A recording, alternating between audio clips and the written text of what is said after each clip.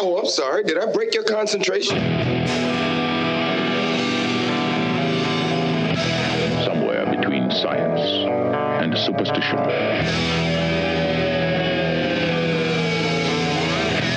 We have such sights to show you.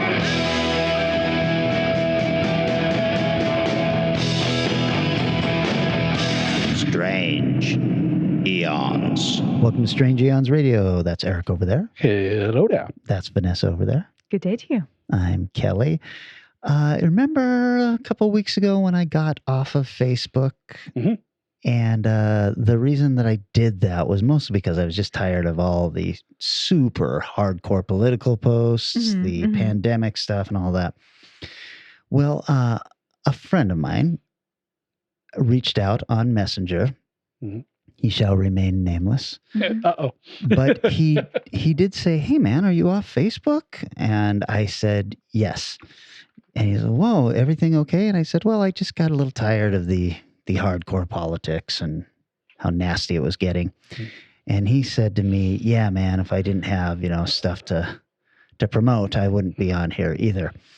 And the irony of this is he was one of the guys that made me feel like I had to get off of Facebook. Oh my God. No. Because he was just so militant about, look, if you voted for this particular person, then go ahead and unfriend me. And all of that kind of stuff. Super unself-aware. Yeah. And on top of that, I'm not going to unfriend you. I probably didn't friend you in the first place. You had to search me out. So you got to unfriend me.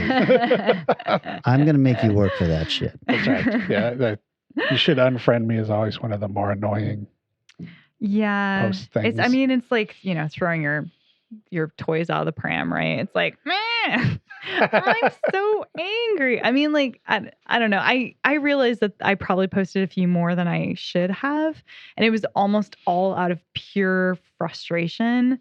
And I kind of realized that I should not even I try really hard not to, but I got into a fight like last week with like a little old lady on like my island Facebook group.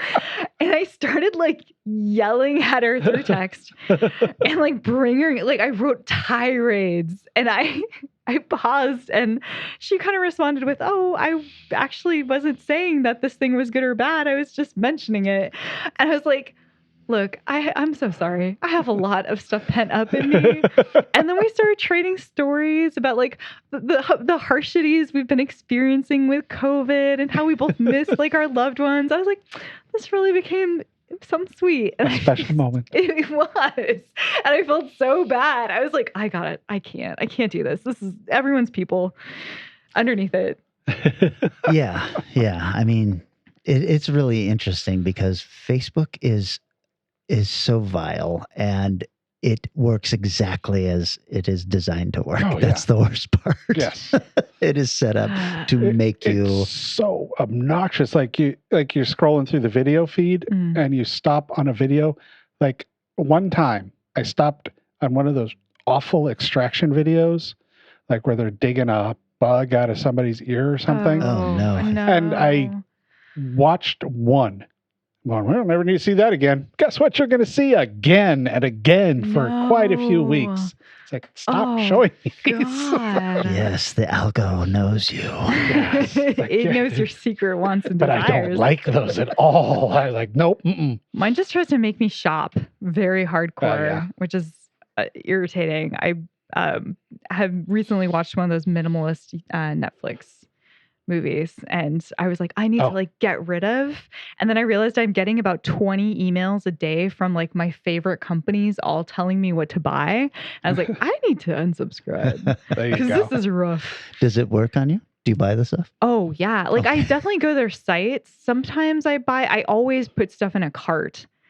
I don't know that I always buy. It's bad though. I should spend way less in my life putting things in carts on like freight rags. This episode brought to you by Fright Right.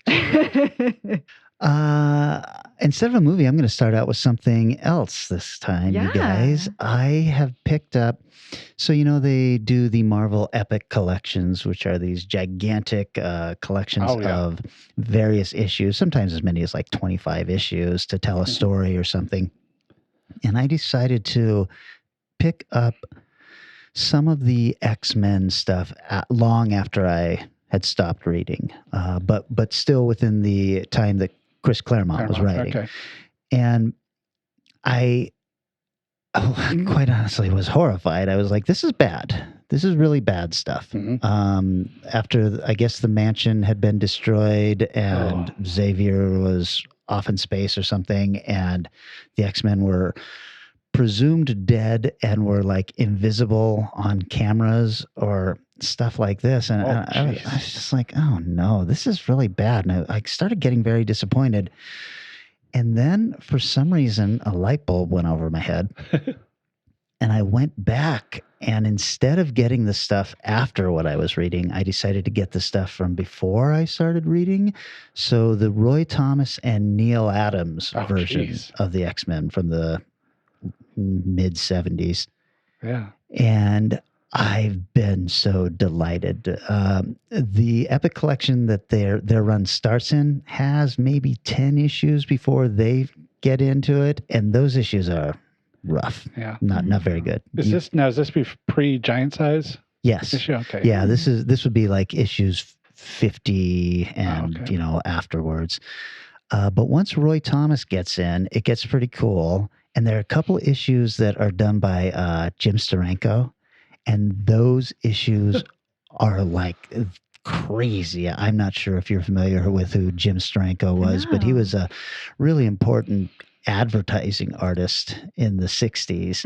And he did, his stuff is all over Marvel, and it's crazy looking shit. A lot of psychedelic images and stuff like that. It's just really cool. So once that happened, I was like, wow, this is amazing. And then Neil Adams comes on. We were even talking about Neil Adams not too long ago.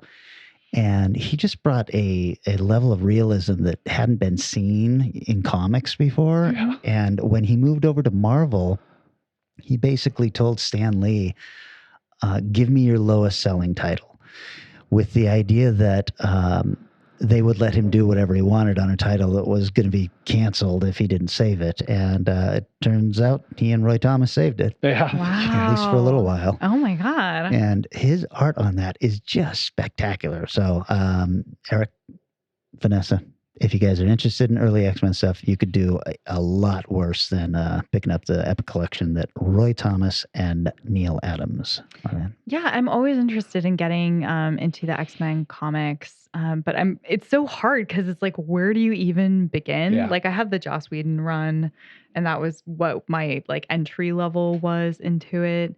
And I don't know, I just pick up random things now and again, and I'm like, I don't know what this is about, but I'm reading it. Early Chris Claremont was really good. Mm-hmm. It was some of the best comic book writing going on at the time. At the time, I would say that if you clocked in at Joss Whedon, that you're going to not like Claremont's writing. Yeah, that's a good point. I do wish I liked the older stuff more. And I feel, because I just started so late, like even with Batman, I started around was given Frank Miller to begin with. So it's like, I've never really had like a lot of the kind of earlier fun, more cartoony feeling stuff that's like bigger than life kind of stuff. I've always had the dark, realistic things. Yeah. So, and X-Men, it's just, there's so much to it. Oh yeah, there is. Jesus, man. All the spin-off issues and the 4-issue run-offs. It just... Well, and then I picked up, when they relaunched, I don't know, just a year ago or something with the New Mutants and all that again. And I picked those up, and I was so lost. And, and quite honestly, it's just like, I sound like an old man, but this is not the X-Men that I loved. Not your father's X-Men. It definitely is not. No, definitely. I mean, that's how I always feel. But I did hear, like, I saw that comic in like the top 10s of almost everybody for last year. So I don't know. It looked intriguing, but yeah, if you don't have like 100 years worth of history, I feel like you're just pretty lost. I'm like, where's Wolverine? Have you seen a movie here? Yeah. So we've been talking a lot about WandaVision and Mhm. Marvel, and Mhm. there was a show that had kind of passed me by, and so I went ahead and just dipped myself into the first 2 episodes of it, which was Agents of S.H.I.E.L.D. Oh. So When does that get good? Isn't it like into season 2 Yeah. almost? yeah. Well, the first episode is actually pretty strong. Yeah. And I had no idea that I think I knew at some point, but had forgotten that it has the Whedon-esque-ness to Sure. it, because it's got Joss on the first one and then Jed on the rest. Yeah. So there was a lot more fun to it than I expected, and I enjoyed that it had some dark twists and turns. But then, like, the second episode, it already started to get pretty meh. You could almost Just skip. Well, I mean, no, almost. because remember, we're talking like 22 episodes a season or something, Yeah. right? Yeah, that's true. So There's a lot of content. Yeah. the problem is there's so much that happens with And a couple of there's certain people that yeah. really pays off towards the end of that first season. Yeah. Yeah, there's a couple twists. Yeah. You say dark twists. It's got a dark twist that is really good, Right. but it takes a bit. Yeah. I always need something on in the background, so it Yeah. can be my background show for a while. I'd be really good for that until Yeah. it's good. Yes. Exactly. And then I'll care. Yeah, Maybe. it has some shockingly bad episodes in that first season. Oh no. Well, I look forward to hearing what you think on When you your get into the journey. good stuff. Yeah. The problem is, like, season 2 has a couple episodes that are shaky and everything, but then it like starts getting really good right about the time that its ratings just tanked. Yeah. Right. And so they were, trying to figure out how to wrap everything up, and they do some really cool stuff in the last 2 seasons. Oh yeah. Right, Yeah, the right. last season's really good. Yeah. I mean, I feel like I'm kind of, every once in a while, I'm like, what do I watch right now? I need TV. I need something.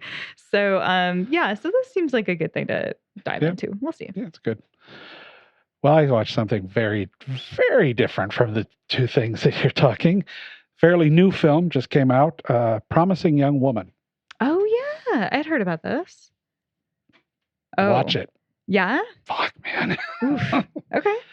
It's a form of a rape revenge story Okay. with but it starts totally different. It's not like she gets attacked and goes on a quest thing. It's a very different take on it. Okay. And what's her name? The Carey Mulligan Mm-hmm. is phenomenal Ooh. in the lead. She's one of the better parts of the movie. Huh. Or the best part of the movie, which is good because she's the lead. And it's pretty good. It's goes places I wasn't expecting, which was very nice. I saw it's up for like Golden Globes and stuff like that. Whoa. Okay. So apparently people are liking it. I thought it came out this year though, so I guess maybe it did some qualifying run. Like, hey, we showed in one theater. I was gonna say, I thought it just started streaming or something. Yeah, Like, where is this? Is just- this on Prime? This is no, well, it's not Prime. It's like one of the in theater kind of rentals, so it's like a Okay. $20 rental. Yeah. Mm. But I was surprised by it. I thought it was just incredibly well done. Oh, that's awesome. I am definitely gonna check that out. Tell me this. It feels a little bit like a homework movie. No, Okay. Okay. it is. There are aspects I could see where people would go, like the Black Christmas one I talked about, Mhm. where it has kind of those ideas, but they are presented incredibly well. And they're not, hey, look at this. Hey, hear this idea. Do you get this?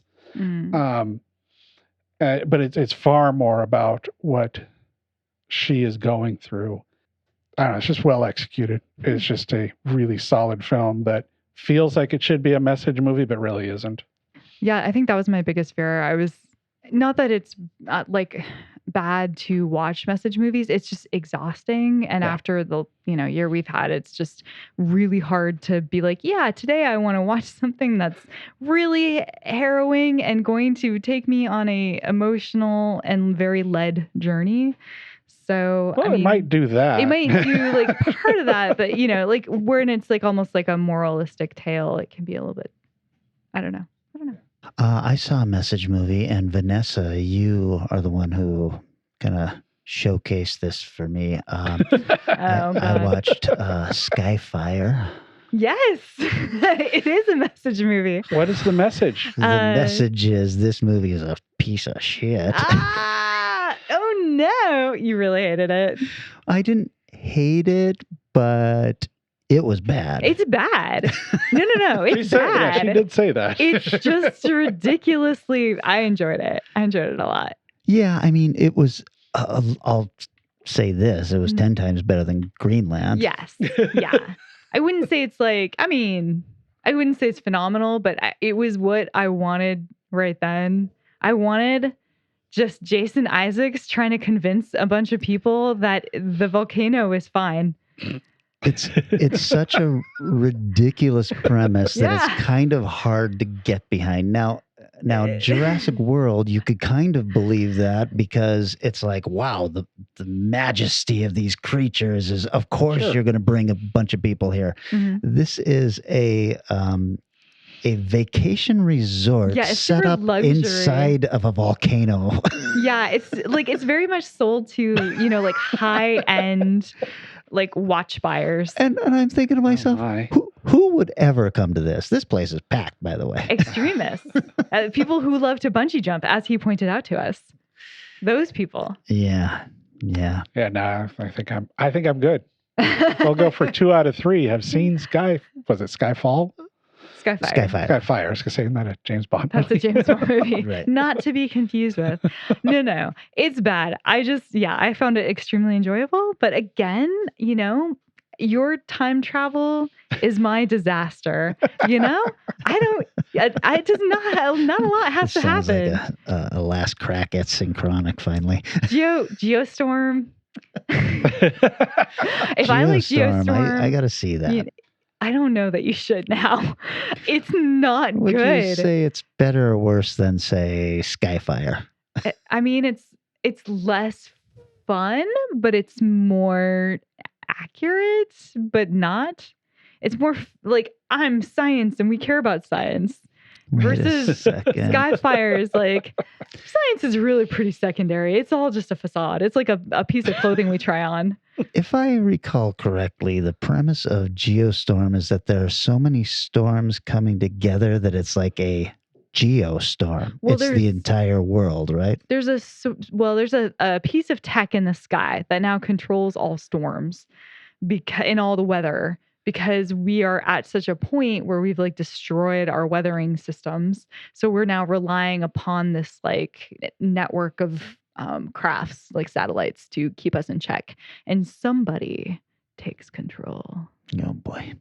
Yeah, this sounds stupider than Skyfire. Yeah, I don't think you're going to like it. Do buildings get knocked down and shit like that? Oh, absolutely. Okay, then I'll probably like it. Yeah. No, stuff gets wild. This Skyfire was so silly. At one point, their tram leaves the rail, slides down a mountainside, and is just picking up speed. And these people on the road below it realize, if we don't stop them, they're going off the edge. And so this tram, which is the size of a city bus, has got to be rocketing down that mountain at about 50 miles an hour. And the car comes, stops, and it T-bones them and just stops right there.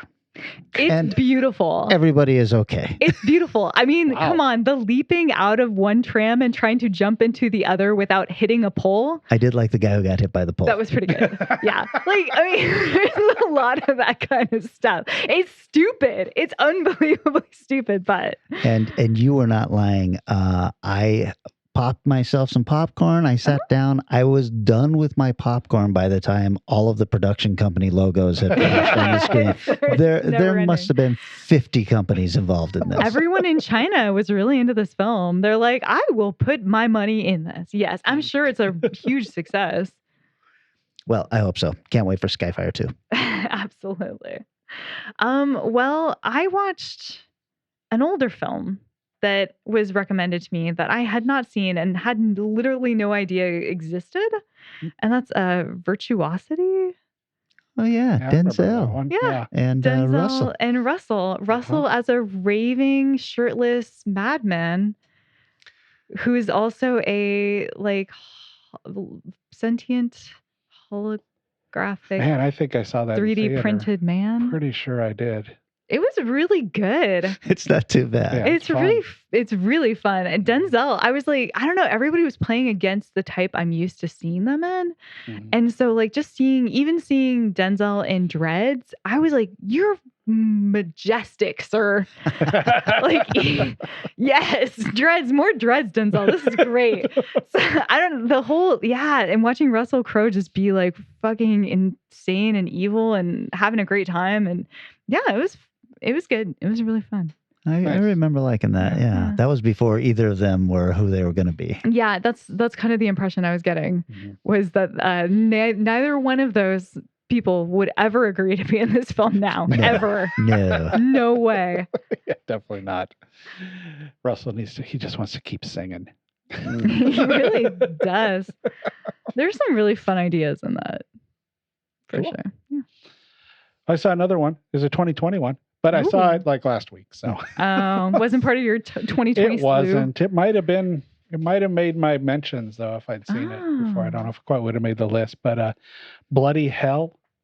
Not heard of it at all. I have heard of this and I keep waffling back and forth on whether I want to watch it. It's pretty fun. Okay. It's a guy is an innocent bystander in a bank robbery, but he captures one of the guns and ends up taking out most of the bank robbers and accidentally killing a bystander. And since he's not a cop, he goes to jail for like 8 years or something. When he comes back, he's kind of a world famous. He became like a tabloid story. And so he's dealing with all of that and decides to go on a vacation.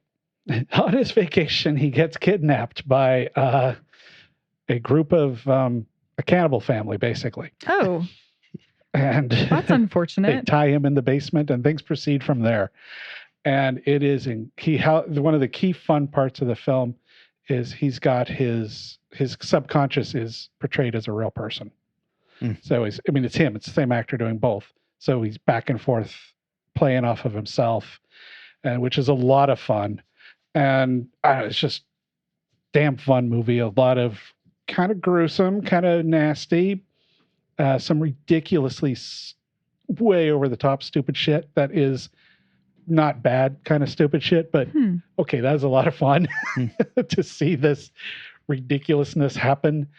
And I think it's Shudder or Prime or somewhere. Oh, it is. in Okay. there. Well, It's definitely worth checking out. And I just thought it was a lot of fun. Nice. I mean, the premise sounds rough, so I'm glad that it's. I don't know. It sounds interesting the way you are saying it's fun. There's some the brutal violence in it, somewhat, but it's not. It's more akin to like The Guest, maybe, or something like that, okay, where sure. it's fighting violence as opposed to it's not torture porn or anything like that. Okay. Very cool. would you say that it's approached as kind of comedic or? Not quite comedic, but the guy is funny. Okay. And the interactions he has with himself are done with a real tongue-in-cheek Yeah. goofiness. I think So- that would sell me on it. Yeah. Like that idea of talking to yourself sounds pretty great. Yeah, it's pretty fun. So Well, cool. I'm putting that on the list. All right, guys. How about we take a little break, and when we come back, we can talk about Unrequited Love. it's gonna be a sad episode. No one gets what they want.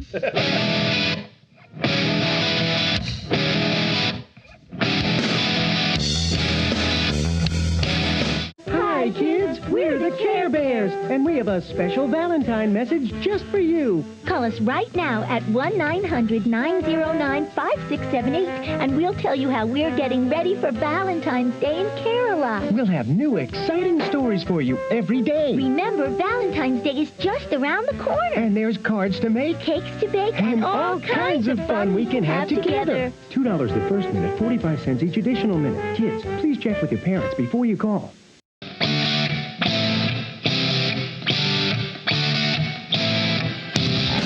have returned.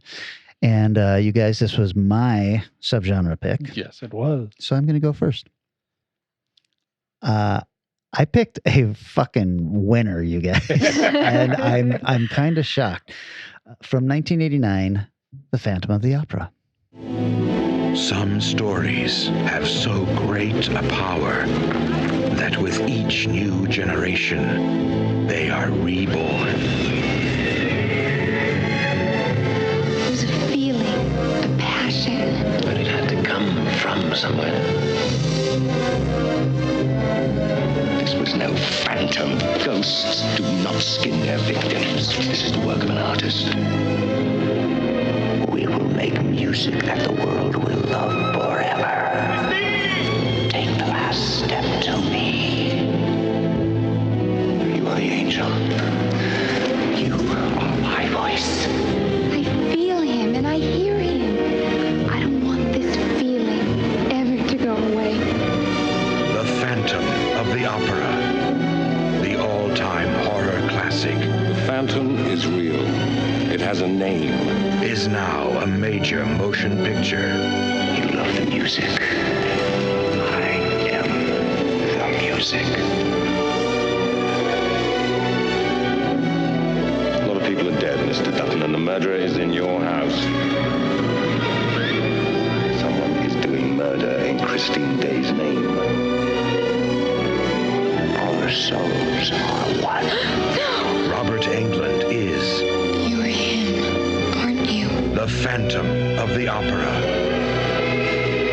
The Phantom of the Opera. Only love and music are forever.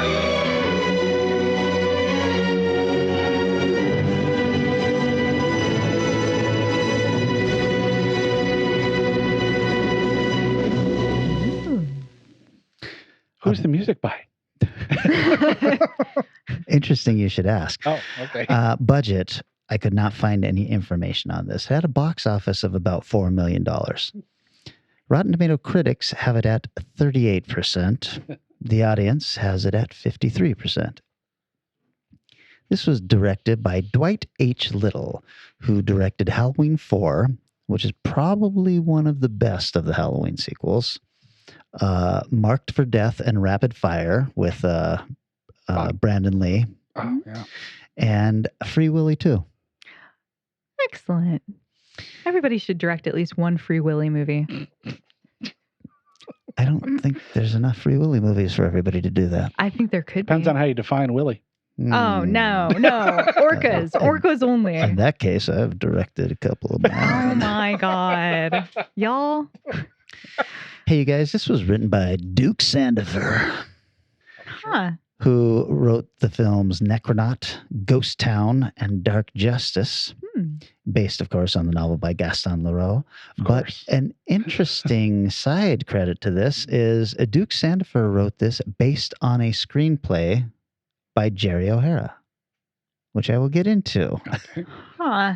There's an But- awful lot of names for a property we know and love so well. Well, especially when the credit comes up, written by Duke Sandifer, and then followed by based on a screenplay by Jerry O'Hara. How when, weird. When you're watching a movie, you're like, well, why didn't they just use the screenplay? Right. How many layers you got to go, guys? Well, I will get into that. This stars Robert Englund, who you would know from Dead and Buried, Galaxy of Terror, and The Adventures of Ford Fairlane. Oh, yeah. That's my favorite. Jill Schoelen, who was in The Stepfather, who was in Popcorn, and who was in When a Stranger Calls Back. And? Okay. There's one more. Alex Hyde White. Let Vanessa tell you about that Yeah. Roger Corman's Fantastic Four, Battlestar Galactica, Captain America 2, Death Too Soon. That was the 1979 TV movie. Beautiful.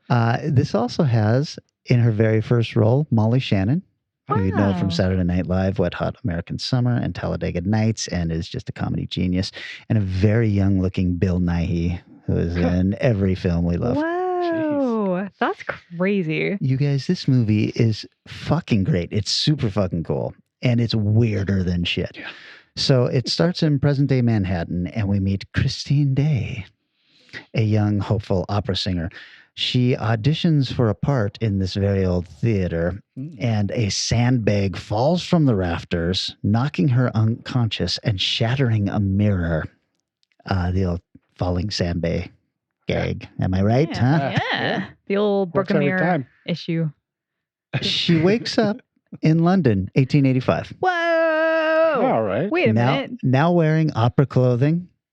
And she turns out to be the understudy to the diva La Carlotta, who is both jealous and resentful of Christine's skill. Whoa. So she just kind of wakes up into this past life. Whoa. There's no mention of this stuff that happened in present day Manhattan or anything like that.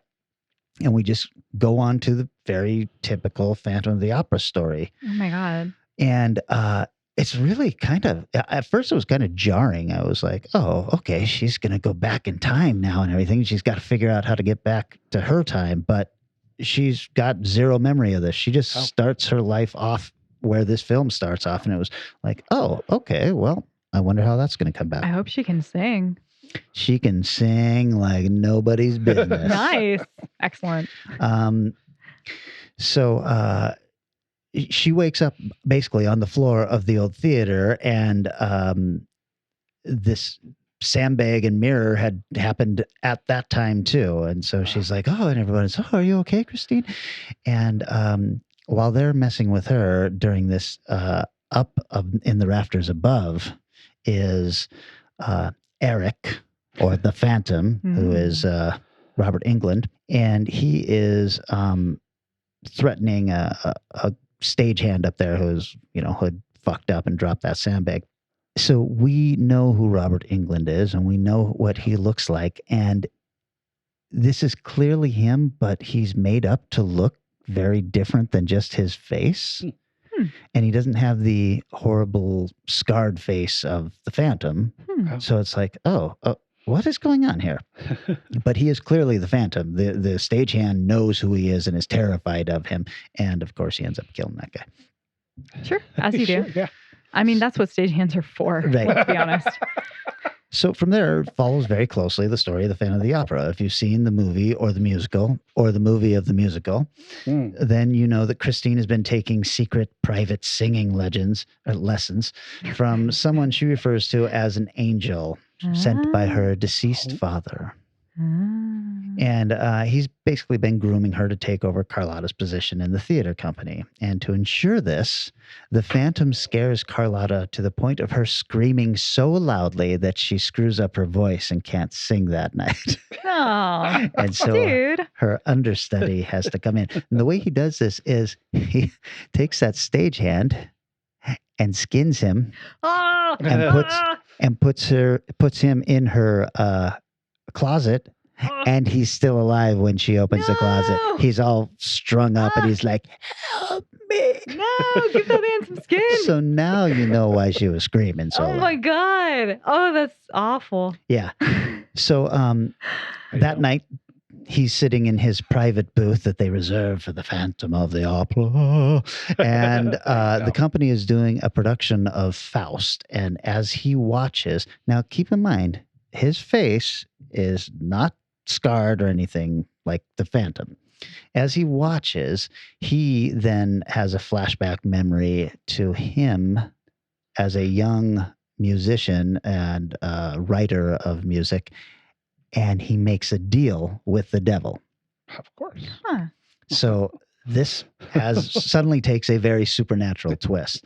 And he reminisces about a time decades ago when he sold his own soul to the devil in exchange for people loving him for his music. But the devil, being a real dick, Sure. grants his wish, but then disfigures his face to the point of, horrific scarring and all this stuff. In fact, he looks quite a bit like Freddy Krueger. Yeah. Yeah. And he tells him that people will love his music, but nothing else about him. So we are then shown that instead of making or wearing the classic mask that the Phantom would wear. He kills people and skins their faces off and then sews new face masks for himself. Very Texas Chainsaw. Yes, it's pretty gruesome. So all of a sudden I'm just like, whoa, this got weird and supernatural, and I kind of love the idea of this. So it continues then to follow the basic story with an old love of Christine's showing up and wanting to know more about her angel, and the Phantom going off and killing a reviewer who gave her a bad review on her first night. Oh. At this point, the Phantom basically kidnaps her, as we all know, and takes her to his underground lair. And he offers her musical immortality and the chance to be his bride, which she basically accepts. But it's very obvious it's because she's terrified of him. Sure. I mean, that's how all marriage proposals work, really. Right. There's nothing here that's particularly new or anything like that. I mean, it does actually follow the very basic story of the Phantom of the Opera. And there's a climactic third act with the police and Christine's former lover finally trapping the Phantom in his lair. But he kills, the Phantom kills the old lover. Whoa. And the police officer. And then she's forced to kind of save herself, which is a nice touch. Yeah, that's a little different. So she sets the place on fire, and in doing so, she smashes this gigantic mirror and wakes up in present-day Manhattan after that mirror had broken. Ooh. Well, convenient. Does she remember? As she vanishes, she hears Eric's voice, the Phantom, screaming her name, Christine! Yeah. Why did I hear that in Paul Stanley's voice? That should have been Gene Simmons' voice if you heard it. Just so people listening He played know. the Phantom. Oh, Paul Stanley played the good Phantom. point. I thought you were going Christine 16. Oh, sorry now. So, It was pretty excellent. Kelly made a very good hand gesture as we said it. yeah, So that was a very big, good. great. Christine! That So was a different hand gesture, sir. Inappropriate. So she wakes up, and the secretive producer of this theater or this new production comes rushing up, and it is the Robert Englund that we know. Oh, okay. And he is, oh my goodness, what happened? I'm so sorry. And she says, oh, it's okay. It's okay. I'm sorry I screwed everything up. And he's like, you didn't just screw things up. You've got the part. And she's, what? Yay! What? And he says, hey, why don't you come with me, and we're going to have drinks with the investors and I'm going to show you off. And she's like, yes, indeed. So they go back to his apartment, and he pours them drinks and everything. He goes upstairs to change. And as he's looking in the mirror, he finds a blemish on his skin. And he's like, what is this? And he starts peeling away at it, and we realize, oh, this is still the same fucking Phantom. Of course it is. He's supernatural. He can last forever. And he slides open this super futuristic little case, and it's just got a bunch of skin faces that look like they've been, cryogenically kept. Whoa. And he goes to put that on. So this is almost the end of the movie, and I won't tell you how the actual end of the movie goes, except that I loved it. Loved everything about it. Nice. Oh, man. So a little bit of trivia. Let's get right to that weird screenplay based on a screenplay. Yeah. So the script was originally written by Jerry O'Hara for Canon Films and was set to be directed by John Ho, who directed Twins of Evil, The Legend of Hell House, and The Watcher in the Woods. So kind of a cool gothic horror thing. Yeah. O'Hara's version of the screenplay did not feature any present-day segments and was set entirely in 1881 England. However, after Canon filed for bankruptcy, the film was passed on to 21st Century Film Corporation, which was Menahem Golan's film after Golan Globus, split up. 21st Century planned, even before they made this film, on a sequel to this film called Phantom of the Opera 2, Terror in Manhattan, in which the Phantom lives in the God. sewers of present-day Manhattan. Oh my God. So television writer Duke Sandifer was hired to add bookend segments set in present-day Manhattan to O'Hara's script so that the film would tie into its proposed sequel. Ultimately, the sequel was not made, but the bookend segments remain in the film. Kind of crazy. Huh? So bananas. I mean, like, as somebody who is obsessed with the soundtrack of this through all of high school and like religiously listened to it, this is fascinating. Well, and also it made me wonder, he had to have done some other significant changes to be listed as the main writer. Right. Instead of just, screenplay by Jerry O'Hara and Duke Sandifer. So, as a fan of the Broadway production, as I am as well, the original music here is written for the film by Misha Segal, also known for the soundtrack to The New Adventures of Pippi Longstocking. Sure. And it won a 1989 Brit for Best Soundtrack. Oh, that's awesome. And it's really fucking good. Huh. And it's really fucking derivative of Andrew Lloyd Webber. Is it the same songs, but like slightly different? No, because they have a feel that if you are a fan of the musical, you would be like, oh, this is good stuff. It doesn't sound really anything like it, but it kind of does. A sound-alike thing? Or? It brings to mind that music, which is very interesting because the final credit on the screen, this motion picture is not associated with any current or prior stage play or motion picture of the same title. So keep in mind, this is 1989 and Phantom, what did that come out? 86? Yeah, it was big. It's still going. Yeah, I gotta say, I love this. I don't understand the super low critic rating unless it's just because it's kind of gory. That would probably be a lot for like a kind of mainstreamy concept film, like taking a beloved property and then making it a little bit rough. Yeah, a really interesting direction for Robert Englund to take. Yeah. So I don't know. I just really, really enjoyed it. Like I said, the music, don't take my word for it. It got a Brit for Best Soundtrack in 89. Cool. That's not especially nothing. For a movie that did nothing. Right. It's so flat. Yeah, that's I've had several of the songs bouncing back and forth in my head watching this. It's Dina's favorite musical. I think I've seen it live like 5 times. Yeah, maybe. It's spectacular. Yeah, and it was just a massive flop too. I think it killed 21st century film. So. Oh dear. Wow. Well, on that sinking dust ship, I chose a film that is kind of a personal favorite of mine. I came across it a couple years ago and just adore it. That is 1989's Cutting Class. It was just another ordinary, dull, and boring semester at Worley High. Attention, faculty and students. This is Mr. Dante, your principal. The classrooms were in disorder.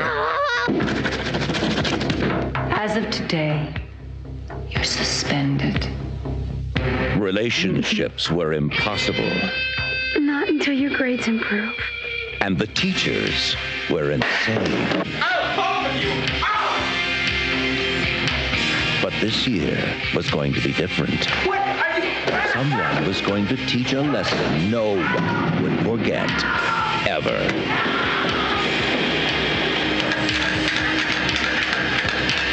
By the way, Frankenstein's staring at you. Get shocked every day he was in the hospital. Every single day. How could they do that to him? I like you, Paula. I really do. Leave Paula and me alone. Are you telling me the truth? I'm trying.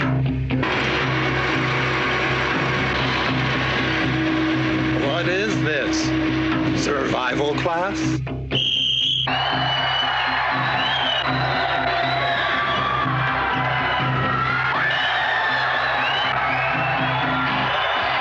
Please, everyone, stay calm.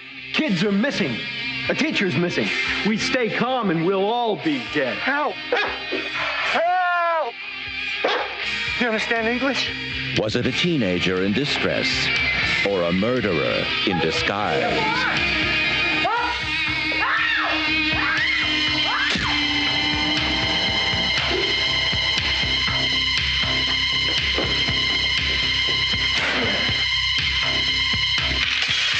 Please don't kill me.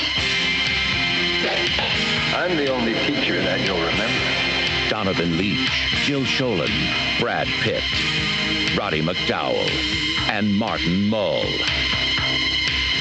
On the floor. In this school, you don't die trying. You just die. Get out of the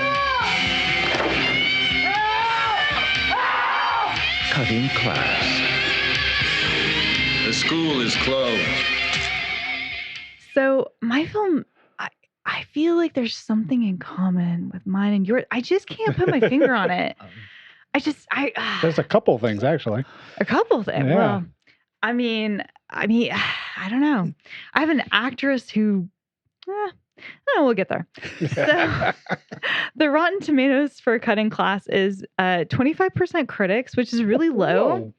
But I will say there were only 8 people who reviewed it. So those 8 people just had a bee in their bonnet.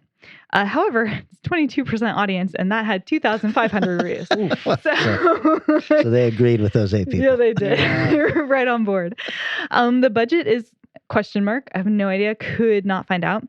The director is Rospo Pallenberg from England. He wrote Excalibur. Oh. Nice. Wrote Exorcist II: The Heretic. Ooh, that's nice. And was creative associate on Deliverance. He's Creative only associate. No, that's not how a pig squeals. Let me help you. let me stand in for the pig here. Okay, hold on. So he's only directed 2 titles, which was also Exorcist II and Cutting Class. So not a lot of directing, but the writer is Steve Slavkin, who is the creative hand and heavily involved in every way, shape, and form with Salute Your Shorts, which explains so much about this movie. It's unreal. As soon as I saw that, I was like, yeah.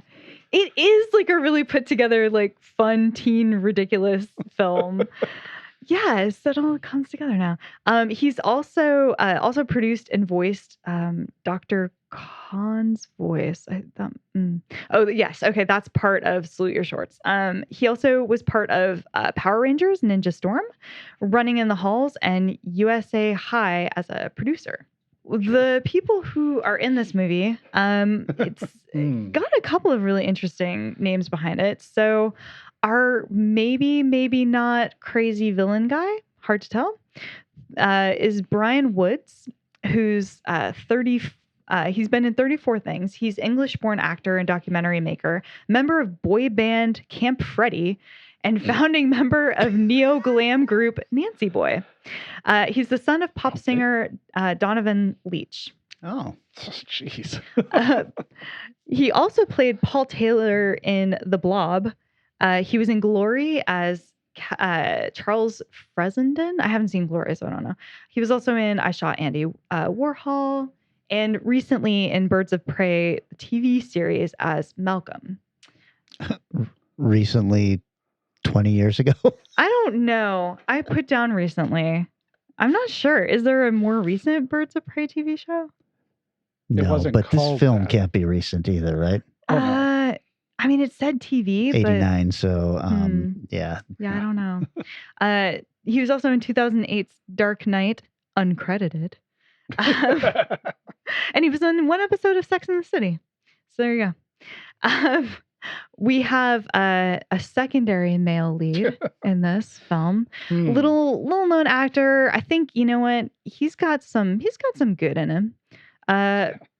Dwight is played by Brad Pitt. This guy's been in like 81 things, I guess. 60 producing credits. So he's been around. You might remember him as Vanisher on Deadpool 2. He voiced Will the Krill in Happy Feet 2. And he was in one episode of Tales from the Crypt, where he played Billy in King of the Road. He was also in one episode of Freddy's Nightmare TV series and one episode of 21 Jump Street. He also, let's not forget, played party goer and preppy kid at Fight uncredited in Less Than Zero. So, okay, sure. Yeah. So, like he's been a lot, but I don't know that you've heard of that many of them. Old Man Pitts boy. That's right, yes. And last but not least, there's a big cast in this, but I don't want to go through too many of them. The love interest in this movie, though, the girl that everyone's fighting for, is the character Paula, played by Jill Schoelen. The Phantom of the Opera. She played Christine in some movie. I don't know. Yeah. She was also Mary Piper in Boys in Toyland, Julia in When a Stranger Calls Back. She was in Popcorn and one episode of TJ Hooker. There you go. She was also in one episode of Murder, She Wrote. Everybody's in like one episode of something. Never heard of her. We also have Roddy McDowall in this movie. Nice. He plays Mr. Dante. It's a really unfortunate role, and I'll get more into that later. So this movie is... It's definitely a hidden gem. I think it's a Vinegar Syndrome release. Yeah, Shout Factory. Is it Shout Factory? Mm-hmm. I saw it today for some reason. Did you really? Up, yeah. Oh, okay, yeah. Also, Vinegar Syndrome doesn't release good movies. Well, I know. I mean, but sometimes, every once in a while, it's like, hey, wait a minute. I mean, I own it, and it's amazing. So the story follows. We open with a newspaper boy delivering papers to the same houses over and over and over again, because this is low budget. The paper spins over and you see it reads, "Boy Who Killed Father Released." So we're starting off with some kind of kid who went to prison for killing his father, is now going back into high school. One of the papers falls at the feet of the very well-known and important district attorney, which is, he just keeps being referred to as, "You're just such an important guy, district attorney." He's fully attired in some hunting gear, and his daughter snatches the paper away from him and tells him he can't read it because he'll just find a reason not to go on his 2-week hunting trip, of which he is apparently a very bad hunter. Before the father goes, he tells Paula, his daughter, that there are just 3 rules while he's gone. Do your homework, no boys in the house, and no cutting class. Dun, dun, dun, dun, dun. Very shoehorned in moment. Oh, dang it. I was hoping that when he said that, the title flashed across the screen. Unfortunately, the title started up ahead. I wish it had happened right then, but that's okay. It tries. That's what matters. So Paula's an average teenage girl who's working really hard, trying to get good grades. Also has a hunky boyfriend, Dwight, aka Brad Pitt. Though she does start to make eyes at the new kid, who happens to be the one who had the schizophrenic breakdown and resulted in him cutting the brakes of his father's car and murdering him and going to a mental asylum. Wow. And already kind of having moments together where there seems to be some kind of unspoken chemistry. He buys her a hot dog and she's like, "How did you know?" He said, "You just had that look on your face." Yes. I will interrupt because I must show that I was full of shit. Oh. It is Vinegar Syndrome. Oh, hey. Shit. Yeah. I wasn't crazy. Well, when I said good movie, really then I forgot that it was 22%. So yeah. Now it all makes sense. Yeah. I'm going to say I enjoy this movie, and I do think it's a hidden gem, but we'll get into that more later. So Dwight, her boyfriend, who is a super popular athlete, surprise, surprise, blonde, gorgeous.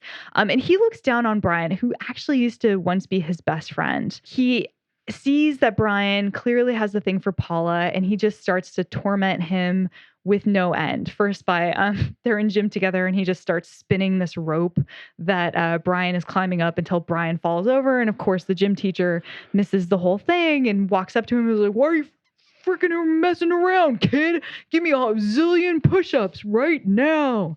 So it's really one of those kids versus authority films where it just comes up again and again and again. All the teachers are crazy assholes.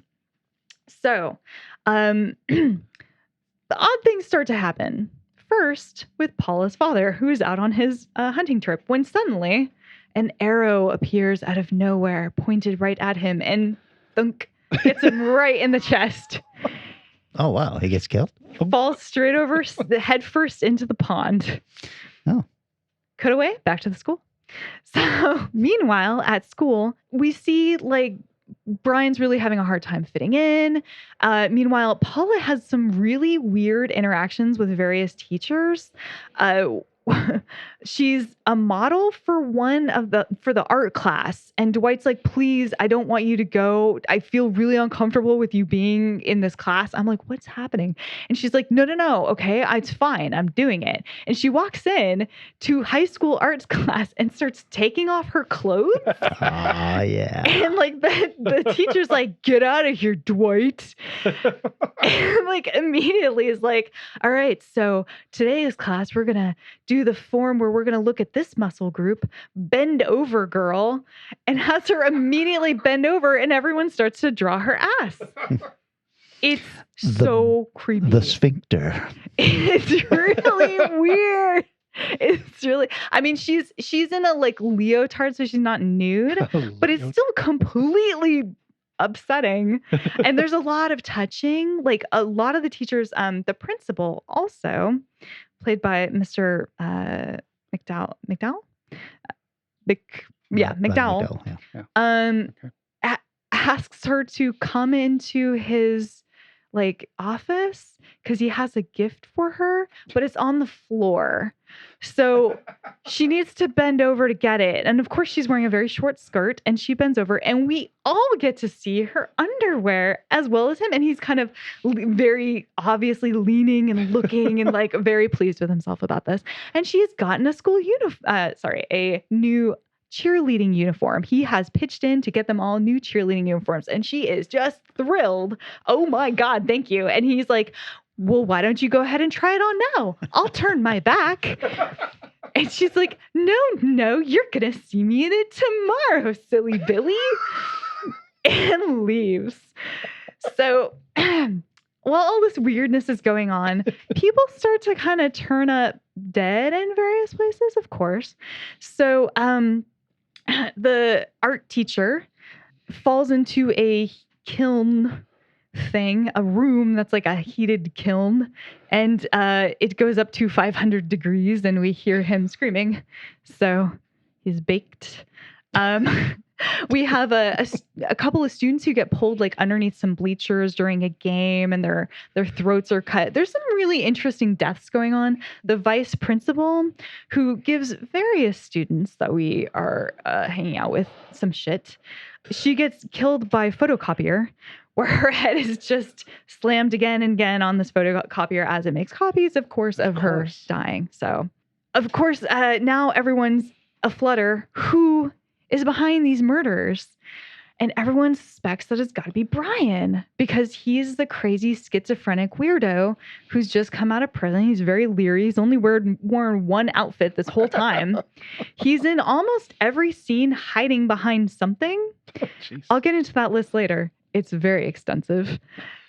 But Dwight, his ring was seen in the photocopier printouts. So maybe, or it could also be the crazy janitor. I feel like you didn't mention the crazy janitor. I kind of glossed over him. I didn't really get to him. Yeah, it was crazy janitor who's just always like yelling at the kids and being like, I'm going to teach you a lesson on things. Like, I'm going to teach you. Oh my gosh. If I can quickly find this quote, you guys, it is absolutely wonderful. No matter how long it takes, I can make it seem like it was quickly. He says, there's a time for real manners, and I'm gonna teach.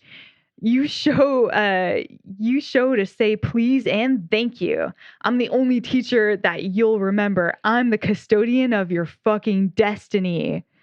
And then they say, that man is fried. I just love that line. I'm the custodian of your fucking destiny. That seems just a little too clever for a custodian. Oh, yes. I mean, everything he says is either gibberish or like completely stellar lines that just make no sense. Yes. So we now have a team up, right? So Brian teams up with Paula to avoid Dwight, who clearly is the real killer. They're running around the high school, like hiding away. He's gained her trust. He like broke into her house and like she was like, "Oh my God, you're gonna kill me, aren't you?" And Brian's like, No, I'm not crazy. And here, and he's holding scissors and he's like, "You take this and you stab me. If you think I'm the one who did this, you stab me right now." And she's like, "I can't." I know. She's like, "I can't." And then, of course, now they're BFFs. So they're running around the school together. Meanwhile, Dwight is back on a Saturday to gym class because he did not show up to gym class in uniform or in whatever you call that, gym clothes. And so the gym teacher, who's a dick, as we established, is like, "I'm going to fail you unless you come back on Saturday and do some gym." So I guess they're there and they have a big fight at each other and it results in Dwight throwing his gym bag very angrily at a trampoline and it kind of trampolines onto the trampoline and back off again. And then he grabs it and goes into the boys' locker room. And of course, then the gym teacher gets up onto the trampoline. And while he's waiting for Dwight to come out, starts trampolining around. And this like middle-aged heavy guy. And this interesting verb. It's so good.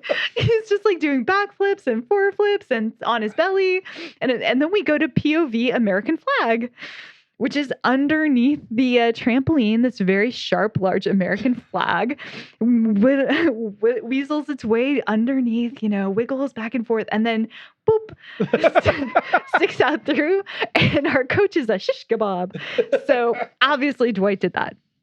Meanwhile, like I said, Brian and Paula are running around school trying to find Dwight, trying to warn everybody that he is the killer, when all of a sudden, Brian axes the math teacher in the face. Surprise. Yeah, vinegar syndrome makes more sense now. Yes. It really switches gears pretty quickly on you.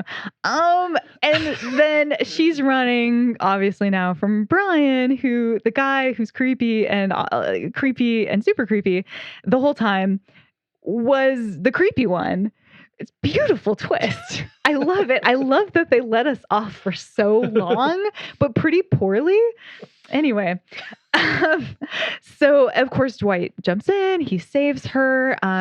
There ends up being this big old fight out in the shop class where literally Brian presses 2 buttons and every single machine in the shop class turns on, and a fog machine. I don't know that all shop classes come with fog machines, but boy howdy. Yeah, it's a dance party. It's there. They kind of end up duking it out with some sanders until Brian puts Dwight's head in a vice, much like my last film that I talked about, unless Paula will love him. So Paula promises she will, and they start to make out while Dwight's head is in this thing, and they're kissing, and she goes, "Just close your eyes." And he starts to close them. He opens them. He's like, I don't trust you. I'm not going to close my eyes. And she's like, "If you believe that I love you, I promise I will never hurt you." He's like, "Okay." Closes his eyes. Hammer through head, pushed into saw. Very beautiful. Very good. It has a nice kind of continuous ending with Paula's father showing up. Yes. After getting shot in the chest? Yep. And after not being rescued by dogs, and after almost being, I believe, hit by a car, there's a whole journey that this man goes on throughout the film. Is this a comedy? It really is. Is it supposed to be? Yeah, yes, it really is. That's what's good about this film. So, okay, for example, the things that Brian hides behind in this movie. All right. He hides behind during art class a statue. The statue falls over. It's a woman with, breasts. He grabs the breasts and holds on to it and tries to continue to hide behind it before he gets kicked out of the class by the art teacher. He hides behind a trophy case that's see-through. He hides behind some chairs. He hides behind an open car glass window where he's just standing there staring at some people in a car and then kind of shuffles his body down below the door. He hides in a garbage bin and he hides behind, and this is my favorite, a water cooler as somebody goes and gets water. Yep. His face is kind of magnified behind it. It's so good. The music in I don't know if that's the right word. It's so knowingly bad. It knows exactly what it is. And that's my favorite thing about this film. It leans into itself super hard. It's incredibly low budget. It's really stupid, but it knows it's stupid. And there are just some great moments in it. There's some really good dialogue. There's some great deaths throughout. Completely insane lines. An obvious villain that I just can never get over that he's in fact the villain. It was like, there's no twist. There's no twist. There's this ever-going saga with the dad that they just keep cutting back to, and it feels a lot like Better Off Dead. It's just this joke that just keeps happening. The music knows where it's at too. It's really fun music, including like when that flagpole death happens, it goes into this like patriotic anthem. So beautiful. But there definitely are bad things. And I want to make sure that people understand this. It is got problems. It is a Vinegar Syndrome title. The leering teachers, it's incredibly uncomfortable. They never address that this is super, super bad.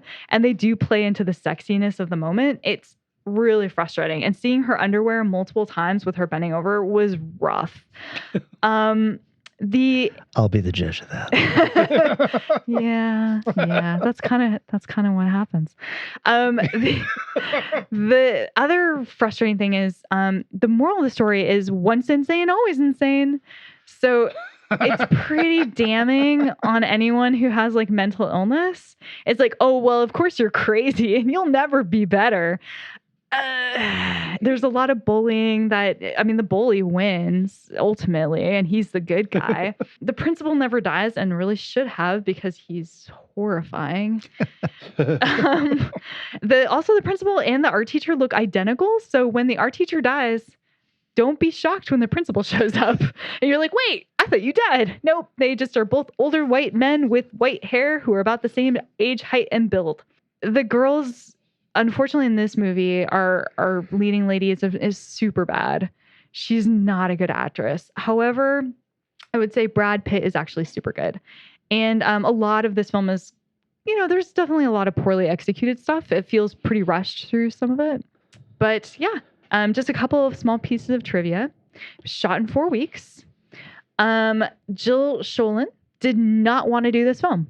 She actually turned it down several times, but because she didn't like the script at all. However, her agents convinced her it would be a smart career move because Rospo Pellenberg was an acclaimed writer, salute your shorts, and this would be his director debut. She mostly took the part up because Roddy McDowall and Martin Mull were in it, and she admired them both. Fair. Jill said Pellenberg, the director, was nice, but a pain to work with. He would do line readings at her, which, is very, very much a no-no. The producer, Rudy Cohen, didn't care for the casting of Brad Pitt. So the director, Rospo Pellenberg, found 4 young women who all said Pitt was gorgeous in order to convince Cohen that the casting of Pitt was correct. How long did that take him? About as long as it took for him to find 4 young women. Exactly. Just kind of look around. Hey, there's anyone. Is this guy good looking? Yes. Mm-hmm. They all agree. During filming, Brad Pitt actually flashed a passing car on a break between scenes. The police showed up on set to question him because the driver reported indecent exposure. Funnily enough, Jill Schoelen and Brad Pitt met on this film and eventually became engaged, though they were never married. Eli Roth was inspired by Coach Harris's trampoline implement Death and used it in a faux trailer for Thanksgiving for Grindhouse. And last but not least, music by Andy Prayboy, like I said, super fun, who also did the soundtracks for Chud 2, The Butt of Chud, and Chuck Norris's The Hitman. run to Vinegar Syndrome's fast. There's only 961 copies left. Watch out. I mean, by the time I got there, all the special edition copies were gone. So I didn't get the cool cover. I got the lame normal cover. Didn't get the special slipcase. I did not get the special slipcase. Vinegar Syndrome makes very nice slipcases. They do. It's tricked me into so many bad films. I own a lot of regretful films from Vinegar Syndrome. But I own some great ones too. It's hard. I'm going to call bullshit on this entire film because no gym teacher is going to want to be at school on a Saturday and be like, look, we'll figure it out somehow, but I got shit to do this week, and the last thing I want to do is see you fucking assholes for one more hour that I have to. They will show up if they need to be there as an excuse for a death. Let me tell you, it's so unrealistic, and it's so. Oh, by the way, one other fun fact that I wanted to mention: no one in this entire film cuts class. I really had I was like, especially the main girl, she never once cuts class. They once break into the school after school. Do not cut class. The creepo kid is kicked out of a lot of classes, but he doesn't cut class. Brad Pitt gets really drunk and does daytime drinking, but it's not really said he's cutting class. So that's a iffy one. Just want to put that out there. Well, alrighty. I guess I'll go next. Unless someone else does. No. Kind of have to. All right. Well, this was the one I looked up that's actually on Shout Factory. Oh, okay. 1993's. I'm sorry, I screwed up on the year. I got a different year. When a Stranger Calls Back. It began like any other night. Hello? Until the phone went dead. A stranger stepped out of the dark. Who is it? And a reign of terror begins. He was inside the house with her. It's eerie, isn't it? She was badly traumatized. Paranoid delusions. It's too much for her. She's coming apart. I believe her. Are you sure she hasn't created something that isn't there? What is happening is real. Explanations are getting pretty hard to come by. You don't mistake those things, and the terrifying thing is he knows you don't. He's out there somewhere. He will go after someone else. I'm sorry, sir. There seems to be some problem. Jill. I'm here, Jill. Where are you? We're all alone now. Carol Kane, Charles Durning, When a Stranger Calls Back. Oh, yeah. The Rotten Tomato on this is 57 critics, 55 crowd, which when I first started watching, I was kind of like, that seems a little harsh, but as I watched it, I go, I think I know where that came from. This was technically a made-for-TV, but it was Showtime. So it had content that you would not see on regular TV. Saucy. Well, that means boobs. It's not terribly violent or anything. Boobs. Oh, I remember Showtime in the 90s. I was not allowed to watch it because of the boobs. Boobs. Boobs. Directed by Fred Walton, who directed When a Stranger Calls. And April Fool's Day. Yeah. A few other fun films. Mm-hmm. Also written by Fred Walton, who wrote, along with Steve Feck, Steve Feck wrote all three, and Fred Walton was involved in writing at least two of them. Steve also wrote Mac and Me, and the Beastmaster TV show. Yeah, I think Fred might have helped him somewhat on this. Okay, this stars. This stars Carol Kane. You might know her from When a Stranger Calls, or The Muppet Movie. Mm-hmm. Oh, yeah. Taxi, Cheers, Transylvania 6 5000, and because of her voice, a butt ton of cartoons. Mm-hmm. I'm not a witch, I'm your wife. Exactly, yes, and Princess Bride.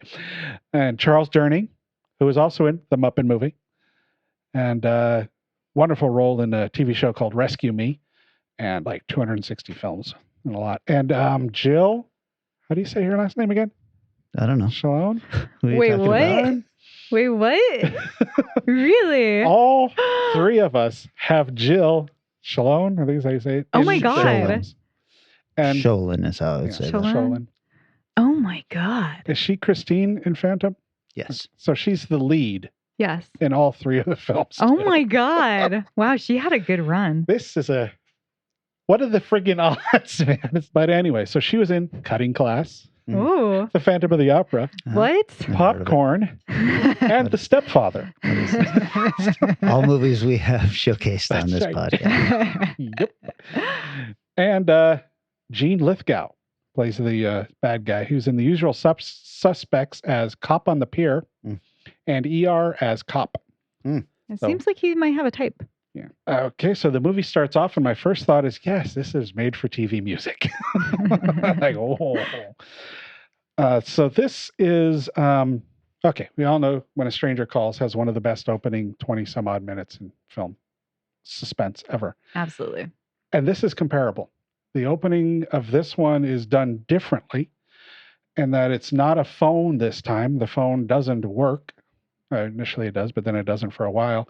And somebody shows up at the front door with, I've got a problem with my car. So you never see him because she, smartly never opens the door. Keep the suspense that's built up by Fred going. And she lies to the guy. It's like, oh, I'll call the car service for you. And of course, the phone's not working, but she's not going to tell the guy at the door that the phone's not working. So she lies and says, they'll be there in an hour. Guess what happens an hour later? So he comes back in, and hey, she does check on the kids, though, in this one. Oh, hey, that's really nice. Way to babysit. Yeah, this still worked. I was very happy with watching it again, going, okay, this really works. I actually watched this one first. I saw this quite a long time before I saw the original. And I think in a lot of ways it works a little better than the original. There's one key reason why it doesn't, and I will get there. It's a little more melodramatic than the one, especially when she finally realizes what's going on when the guy kind of comes at her. It's like, what's with the Frankenstein pose, dude? It's not working. And then 5 years later, she shows up with complaints about something going on, and Carol Kane is there playing the same woman she was in the original, who immediately, of course, believes that these weird, so I started calling them by the actors' names, Carol and Jill. And part of the way through the movie, I realized Carol Kane's character is named Jill. Oh my God. So just so y'all know, Jill I'm referring to is the performer, not the character. Carol is Jill. No, sorry. So Carol and Jill are the actors, not their characters. More confused than when you started talking now. But she starts to describe how she lives in a sparse apartment. She noticed that a book had moved, or her alarm goes off at 3 a.m. And all this happening over weeks' time. It's not happening like 3 days in a row or something. It happens over a long period of time. So, of course, the cops are like, oh, whatever. But Carol believes. And these two scenes break down for me why the film is rougher than the original. Jill's describing all this stuff. It's kind of like, oh, that sounds creepy and it's bad. And she leaves the room, and Carol Kane describes why she believes her, and her description is freaking harrowing. It's like, this is her talking about what this girl just told us is scarier than her telling us originally. And when you're with Carol Kane and Charles Durning, it's going to show. What the film, though, does so much better than the original is in the writing. The opening scene happens. She goes to the cops. And most of the rest of the movie is Charles and Carol trying to find the guy. It's not following the bad guy to try to make him seem sympathetic. So that works so much better. I was going to say, that was like the worst part. Oh, yeah. This poor guy. Nope. No. You just said he ripped the kids apart with his hands. I'm not going to feel bad about this guy ever. So I think that's part of the reason this works. It works better directing and acting, or as story-wise. The problem is the lead acting just kind of falls. But Carol's like, well, you should get a gun and learn how to use it. And Jill tries to kill herself with the gun. Or does she? Ooh. And another incredibly well-done, creepy scene. The killer visits her in the hospital bed where she's unconscious. Jill's unconscious at this point, and for the rest of the movie, which is a good call. I wonder if that was originally in the script or if they just kind of wrote it in. But he sneaks into her room and is standing at the end of the bed, and Carol walks in. And as she walks in, he slowly steps back and disappears into the shadows, and it's creepy as hell. It's really well done. It's beyond me while Fred hasn't directed more stuff, because his ability to direct suspense is top notch. So Carol says some stuff and leaves, and the bad guy comes out. And at this point, I'm kind of going, maybe is he obsessed? Is this a Unrequited Love movie, or is he just kind of messing with her? Sort of gets answered. But he starts, it's this really strange scene. He just kind of like pokes at her stomach a couple times and pokes again. And when she doesn't react, he starts hitting her harder and harder. It's incredibly unnerving. And you find out later on, and this is where you go, okay, it's an obsession thing. Charles finds some photos he'd taken, which he didn't take during the scene, and she's exposed, shall we say, during some of the scenes. Like, okay, well, this seems like a little more. He's obsessed with her as a sex object than just a messing with her. Boobs. Yeah, there you go. It's a fine way of pronouncing things, okay? After this, we do get this short thing of why have a little try at least just maybe a scene or two to get some sympathy for the lead guy or the lead villain. And he's a ventriloquist. He's a ventriloquist performing in a topless bar. What? Who booked him? And it's dark. His ventriloquist act is this dark, disturbing look at the world, and he pulls up his doll, and the doll has no face. It's like, what the fuck is this? So it's relatively just it's a neat scene, but he goes back and the guy yells at him, and he's like, well, you're going to clean the toilets now, and a stripper's nice to him. It's kind of a point like the original had, but it's only like a scene and a half, so it's quick and done. But it does set up a nice thing, which I'm kind of like, this is bordering on blackface.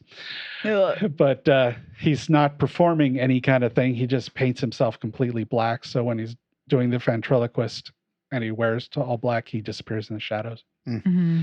Which, of course, when Charles shows up trying to find him, he runs into an alley and the guy disappears into the shadows. He does find his place, and that's where he finds the photos and stuff. Very strange design moment in this film. For some reason, Carol's apartment door opens outwards. Like, front doors don't generally open out. It's got a nice ending, except for one kind of problem. This is why I think maybe Fred did a rewrite. Jill's not in it. I mean, the entire ending is Carol and Charles dealing with the killer. So I was like, weird. Okay. So it kind of, the ending, not the climax, but the ending is Carol being pushed into a hospital bed, and Charles like, I thought you'd like to have some company while you're in here. And it's, Jill's over there and she's doing better. So, it's got the made for TV movie ending. But overall, nice enough really good suspenseful scenes to keep this movie worth watching. It's got 2 or 3 more than the original, and it doesn't have that damn you're gonna like this guy segment. The big downfall really, unfortunately, is Jill's performance. I think that really, really hurts the movie. Enough of that. Riff Tracks did a take on this film. Like, man, it ain't that bad. Although, Carol is intense enough that I think you could make fun of her level of intensity. And hey, this was in 1993. Can you guess what city it was shot in? Vancouver. Of course. Sure. It starts up and he's like, is this Seattle? It's like, it does kind of look like Seattle. Oh, no, it's just the city that looks like Seattle. And one of the key things for me as far as watching the film, I thought the original must be half an hour or more longer. They have almost the exact same runtime, but the sequel is moves at a much better pace, much more fun to watch. So our chill festival, 3 pretty good films. Yeah. I will say I did see that film, and I don't remember a lot about the second one aside from there was such a good, really creepy scene of him wandering around her apartment and like disappearing in and out of things, and it was really I remember it being very affecting. Yeah, it does some stuff really well. What it does well, it does really well. Yeah. I am so convinced that you have already spoken about this film because I've never seen it. And everything you said, I was like, yep. I have heard you talk about this before. I feel like because you did the first one, though. Yeah, talked about the first one. I probably talked about the second one at that time. But I don't think I did. I haven't done it as at least not in our records I could find. Unless I did it as some kind of a double feature in our very early days. Oh, there's going to come a time where, he's going to try a third time. One of us is just going to completely do another film, and none of us pay enough attention to know that we had already done it. It gets kind of hard because I'm kind of visually going through your guys' films as you describe them, but watching it later, sometimes I'll be like, oh wait, one of you did describe this movie to me, but it doesn't always connect like right there and then because we go through a lot of movies. So that's what the document's for, guys. It is what there. now? Oh my God. Hours. It's fine. Send me an invite so I can see it. Again? Well, all right. That was fun. I'm going to have to title this something to do with Jill Schoelen. Jill Schoelen. A very special episode with. That's right. Eric, that means that the next subgenre is yours. That is right. And keeping with the joy and fun of Valentine's Day, I think we're going to talk about toxic relationships. Ooh. And these are generally, my kind of thinking is, these are relationships that the people in the movie may not know are toxic, but we sure as hell do. Sure. Yeah. Okay. Awesome. That's a great topic. I'm sure Jill has been in a movie or two that has that going on. So. You have to look for that. I mean, she certainly is easy on the eyes. She's a very pretty girl. She's a very pretty girl. Yeah. I've seen far more of her than I care to. Well, you'll be all right with this one. I don't think that's actually her in those photos. It's definitely a body double. Yeah. So, I'm definitely interested in Phantom of the Opera, though. That sounds awesome. Your mileage may vary, but I feel confident that you will like it. And I think I'd like it. The music is, as I was watching it, I was like, this music is good. I got to hunt this soundtrack down. Nice. Okay, so that's the show. Thanks to everybody who's always liking and sharing everything.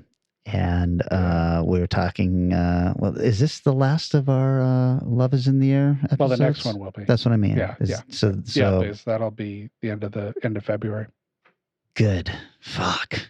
I like how the beginning of this episode is like, I'm really enjoying these. Yeah. By the end of this one, I was like, I'm done with this. Well, I'm a little jilled out, if I'm being honest. I did not expect that. I mean, I knew yours because it came up in my research, but I did not realize Eric somehow. Well, that's so funny you say that because when you were listing other movies she was in, you mentioned his movie. I think I didn't realize that was the movie you were doing today. Like that part had slid past me. Like I write them down when I first am picking stuff, so I don't pick the same as yours. But yeah, beyond that, it's a fun surprise for me. Come on, guys. I have rabies. Please, just give me a break. I was wondering when this was going to come back up. All right. That's the show. We'll be back in a week, and we'll see you then. There you go. Our show is recorded somewhere high above Naval Station Everett at the nexus of all realities and is engineered and produced by Eric Margaret. Our theme music is Strange Aeons Part 1 by the band Nightshade and is used with permission. Find Strange Aeons Radio on Facebook, Twitter, and Instagram, wherever fine podcasts are found.